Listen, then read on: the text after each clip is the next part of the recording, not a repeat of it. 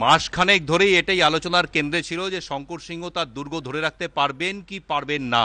প্রশ্নটা উঠেছিল, তার কারণ তৃণমূল এবার সর্বশক্তি নিয়ে ঝাঁপিয়েছিল।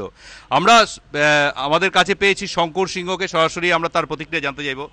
শঙ্করদা, আপনি হয়তো একমত হবেন না, কিন্তু রাজনৈতিক পর্যবেক্ষকরা বলছে শঙ্কর সিংয়ের জন্যে এই জয়টা তার অস্তিত্ব ধরে রাখার জয় ছিল, অস্তিত্ব সে বজায় রাখলো, এবং এটা বিরাট স্বস্তি শঙ্কর সিংয়ের জন্যে। না, এটা দেখুন, আমি একজন দায়িত্বশীল রাজনৈতিক কর্মী হিসাবে আমার দৃঢ় বিশ্বাস ছিল। আমি এর আগেও আপনাদেরকে বলেছি যে কুপার্সের মানুষকে যারা আন্ডার এস্টিমেট করে, কুপার্সের মানুষ দারিদ্র্য সীমার নিচে থাকা মানুষ, কিন্তু তারা বহু সংগ্রামের মধ্য দিয়ে উঠে আসা মানুষ। ইতিপূর্বে বহুবার বহু রকম প্রতিবন্ধকতা হয়েছে, অপপ্রচার হয়েছে, তৎসত্ত্বেও কুপার্সের মানুষ কিন্তু কংগ্রেসের পাশ থেকে তারা সরেনি।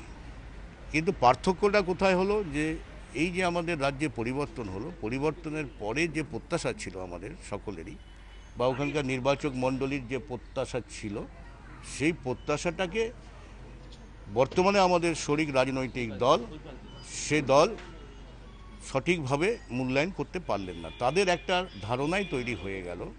সেই ধারণাটা হয়েছে যে কংগ্রেসের যেহেতু বোর্ড, যেখানে শঙ্কর সিং আছে, এই লড়াইটা শঙ্কর সিংয়ের বিরুদ্ধে করো এবং কুপার্স পৌরসভাকে দখল করতে হবে। যেন মনে হয় যে কুপার্সের জয় পরাজয়ের উপরে নির্ভর করছে এই রাজ্যে সরকার থাকা না থাকা। এটা একটা অদূরদৃষ্টিতার রাজনৈতিক পদক্ষেপ, এবং এই পদক্ষেপ করতে গিয়ে মাননীয় মুখ্যমন্ত্রী বাদে ক্যাবিনেটের এমন কোনো মন্ত্রী নেই যারা তারা আসেননি এখানে, এবং তারা এসে যেটা করেছেন, এক, উন্নয়নের ভাষাটা তাদের বিতর্কিত ভাষা, অর্থাৎ উন্নয়নের অর্থটাকে তারা আটকে এখানে নির্বাচন চাচ্ছেন। অর্থাৎ ধরে নিন আমি একজন জনপ্রতিনিধি, আমার প্রতিশ্রুতি হচ্ছে যে আমরা নির্বাচিত হলে আমরা উন্নয়ন করব, এটা একটা রাজনৈতিক ভাষা হতে পারে, কিন্তু সেখানকার উন্নয়নের অর্থকে অবরুদ্ধ করা এবং আটকে দিয়ে উন্নয়ন করছে, এটা কুপার্সের মানুষ ভালো চোখে নেয়নি। দুই, কুপার্সের জয়টা এই জেলাতে কংগ্রেস রাজনীতির জন্য কি ভূমিকা নিতে পারে এই কুপার্সের জয়টা? না, কুপার্সের জয়টা নদিয়া জেলার কংগ্রেস কর্মীদেরকে আগামী দিন ত্রিস্তর পঞ্চায়েত নির্বাচনের ক্ষেত্রে কংগ্রেসকে যেভাবে আমাদের এই শরিক দল, বিশেষ করে তৃণমূল কংগ্রেস যেভাবে অপমানিত, উপেক্ষিত এবং লাঞ্ছিত করছিল প্রতিটি মুহূর্তে, সেখানে কংগ্রেস কর্মীরা অত্যন্ত মানসিকভাবে মর্মাহত জায়গায় দাঁড়িয়েছিল। সেই মানুষদের এবং কর্মীদের এবং সংগঠনকে অনেকটা উজ্জীবিত করবে। আর আরেকটা বড় প্রশ্ন আসছে এখানে বারবার করে, সেটা হচ্ছে যে এই কংগ্রেস এবং তৃণমূলের মধ্যে যে জোট প্রক্রিয়া আমরা লোকসভায় দেখেছি, যে জোট আমরা বিধানসভায় দেখেছি, বিধানসভায় সরকার গঠন হয়েছে, তারপরে দেখা যাচ্ছে কোথাও না কোথাও কংগ্রেস এবং তৃণমূল একেবারে সরাসরি মুখোমুখি শত্রুতার জায়গায় দাঁড়িয়ে গেছে। পুরসভায় জোট হয়নি, পঞ্চায়েতে জোট হবে কিনা তারও ইঙ্গিত স্পষ্ট নয়। এবার সামনে পঞ্চায়েত আসছে, পঞ্চায়েতের প্রশ্নে বলা হয়েছে যে জেলা নেতৃত্ব যে সিদ্ধান্ত নেবে সেই সিদ্ধান্তই তারা মেনে নেবেন। জেলার নেতা হিসেবে পঞ্চায়েতে আপনি কি চাইছেন, জোট হোক কি জোট হোক না? দেখুন, আমরা কংগ্রেস সর্বভারতীয় নেতৃত্ব জোটের সপক্ষে।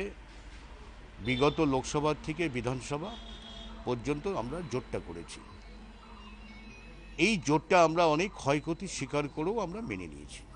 তার ফল আপনি জানেন যে 1 থেকে 19টা জোট না হলে বাংলায় হতো না, 30 থেকে 185টা জোট না হলে হতো না। এই বাস্তব সত্যটাকে, রাজনৈতিক মূল্যায়নটাকে ক্ষমতায় আসার পর আমাদের এই বড় শরিকের মধ্যে একটা ধারণাই হয়ে গেছে যে কংগ্রেস এখানে কোনো গুরুত্বপূর্ণ রাজনৈতিক দল নয়। জোট থাকবে কি থাকবে না এটা নির্ভর করে কোথায়? নির্ভর করে যে যার সঙ্গে জোট করে তাদের রাজনৈতিক মানসিকতার উপরে। সেই রাজনৈতিক দলটাকে এখন যে অবস্থা আছে, তারা মনেই করেন না যে জোটের অপরিহার্যতা বাংলায় ত্রিস্তর পঞ্চায়েত নির্বাচনে আছে, কারণ তাদের একটা মূল উদ্দেশ্য কুপার্স। আপনি বলছেন কি তৃণমূল কংগ্রেসই কংগ্রেসকে কার্যত বাধ্য করছে একক লড়াইয়ের দিকে যেতে? এক্স্যাক্টলি, আমি তাই বলছি। তো এটা আপনি অভিযোগ করছেন তৃণমূলের? অভিযোগ না, এটা আপনি বোধহয় স্মরণে আছে নেতাজি ইন্ডোর স্টেডিয়ামে যে পঞ্চায়েতের সম্মেলনটা হয়েছিল তৃণমূল কংগ্রেসের, তাতে একাধিক নেতা স্বয়ং মুখ্যমন্ত্রীর উপস্থিতিতে, রাজ্যের সভানেত্রী তৃণমূলের তার উপস্থিতিতে যে গৃহীত সিদ্ধান্ত এবং সেখানে যে হুঙ্কারগুলো হয়েছিল, তাতে কোনো জায়গায় জোটের সপক্ষে, বাস্তবতার সপক্ষে সওয়াল কিন্তু করেনি। এটা আমার কথা নয়, নেতাজি ইন্ডোর স্টেডিয়ামে গত কয়েক মাস আগে তারা করেছেন, একটা পঞ্চায়েত সম্মেলন করেছেন। তো জোট থাকবে কি থাকবে না সেটা বড় শরিককে সিদ্ধান্ত নিতে হবে। দুই, জোট করতে গেলে পরে যে রাজনৈতিক সহনশীলতা, যে মানসিকতা, যে বাতাবরণ তৈরি করা দরকার সেটা তাকে করতে হবে। যেমন ধরুন সোনিয়া গান্ধী, প্রণব মুখোপাধ্যায়, মনমোহন সিংরা যে সিদ্ধান্ত নিয়েছিলেন যে না জোট করতে হবে, এবং আমরা এই জেলার শুধু নয় গোটা পশ্চিমবাংলার কংগ্রেস সেই সিদ্ধান্তটাকে মনের মধ্যে যাই থাক কিন্তু আমরা মাথা পেতে নিয়েছি। আজকে নির্বাচনের 1 বছরের পরে সরকার আসার পর তাদের একটা বদ্ধ ধারণাই হয়ে গেছে যে কংগ্রেসের কোনো প্রয়োজনীয়তা নেই।